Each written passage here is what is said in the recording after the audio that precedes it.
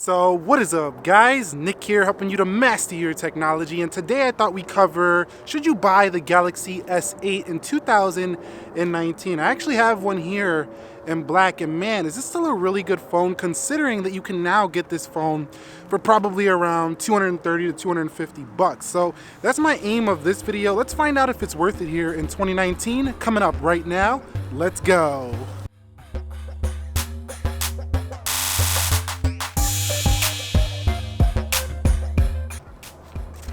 Okay guys, so the very first thing I want to talk about is the design of the Galaxy S8. If you buy it right now, it's still a pretty sleek phone. It's super thin and super light. It does have a little bit of a fragile feel with the glass on the front and the rear, but the ergonomics of the Galaxy S8 are just spot on. So should you buy it in terms of design? Definitely I would say so. It's one of the thinnest, lightest Galaxy phones you can buy. However, the fingerprint placement is placed a little bit high and to the right, so that might be a little unergonomic for resting your fingerprint on that backside of the S8.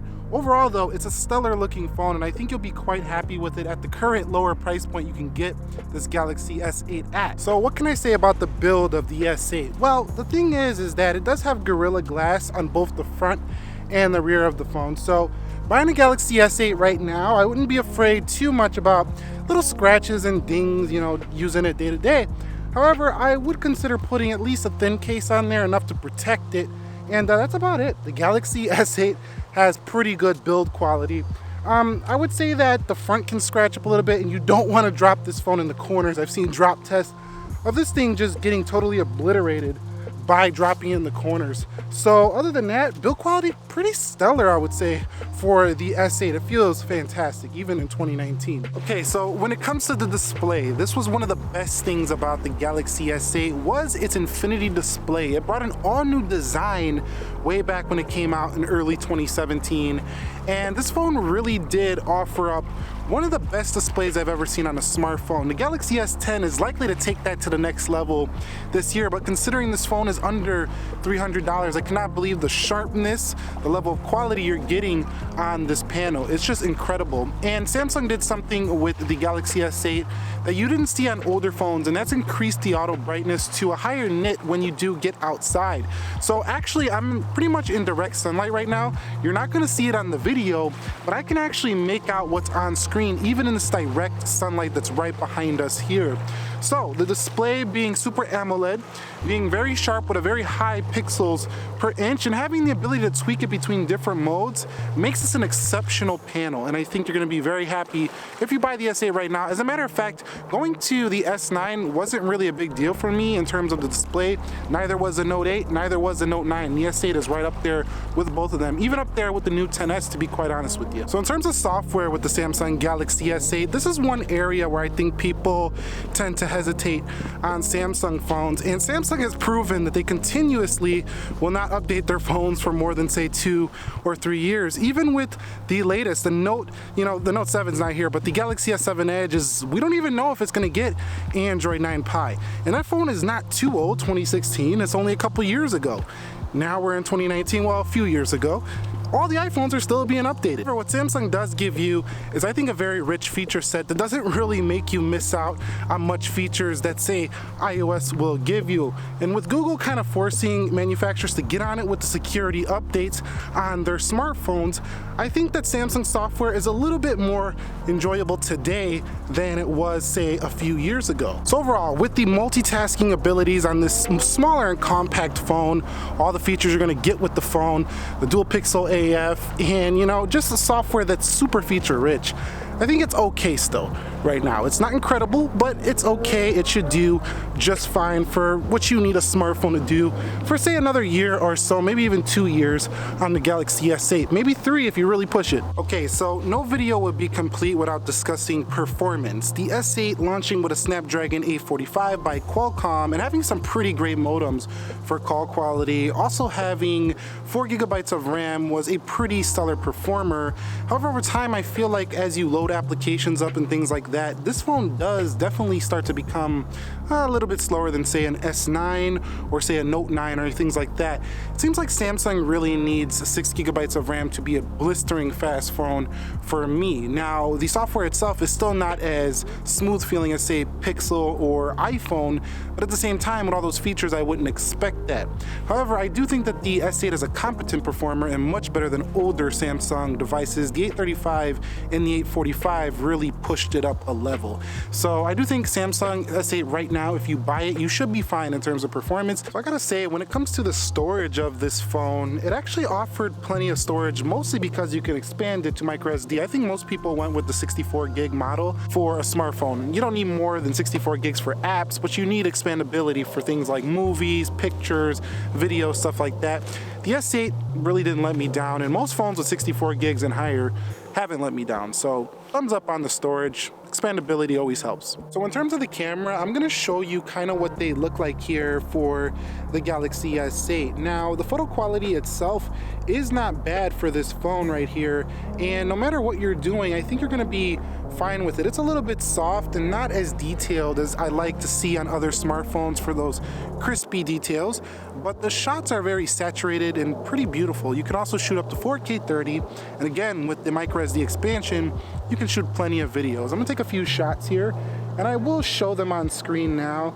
I'm also gonna zoom in just a bit, kind of see what kind of detail we can get on the max zoom for this phone. And overall, pretty acceptable. I don't think you're gonna be too disappointed with the camera for the S8. It does have dual pixel AF, which is an important factor, and it's a very flat camera design. So the design on the camera itself doesn't protrude or anything like that. The front-facing camera, again, a little bit soft, but still definitely usable footage. Overall, thumbs up on the camera. I forgot to mention, but I should also mention that the software itself is actually pretty feature packed, and settings are right there within the camera. So you can zoom right from the camera itself, the little shutter key, and you can take photos with the volume buttons as well.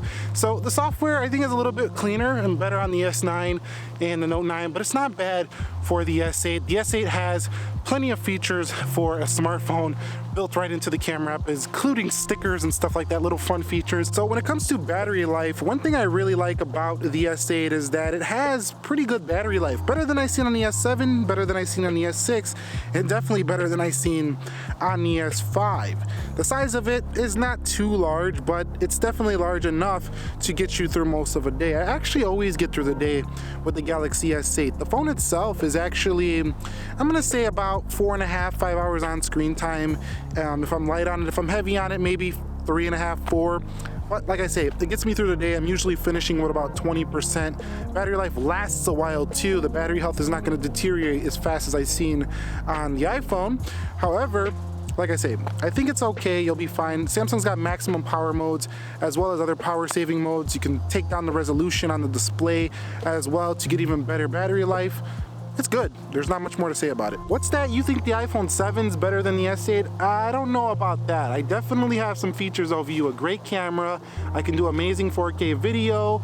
I mean, you could do 4K video too, but mine just looks a little more saturated.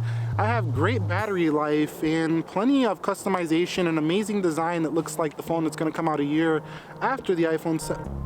Whatever, man. Whatever. I'll talk to you later.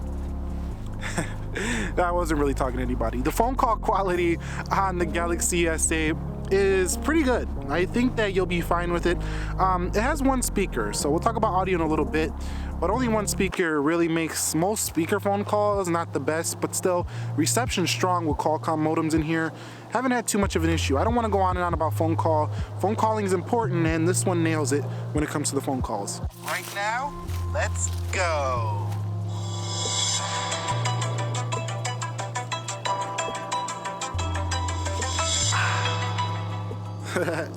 I'm just talking about audio here with the S8. Having a singular speaker is always very easy to cover up. So say you're watching a Nick Ackerman video. What is up, guys? Nick here helping you to mess. You see how easily I muffled that? It only has one. It's plenty loud enough for most situations, but Having 2 and Dolby Atmos with the S9 was a huge upgrade for this phone. Now, having a headphone jack is nice. The S9 also has that as well. Most Samsung phones still have that. We've yet to see a flagship Samsung phone without a headphone jack. Maybe that's the S10. Overall, use a headphone system with this, like Bluetooth or headphone jack headphones, 3.5 mil. The audio not great from the singular speaker. I mean, it'll work, but it's just not gonna blow you away. It's pretty standard audio here from the external speakers on the S8, which is a bit disappointing considering how good the phone looks and feels overall.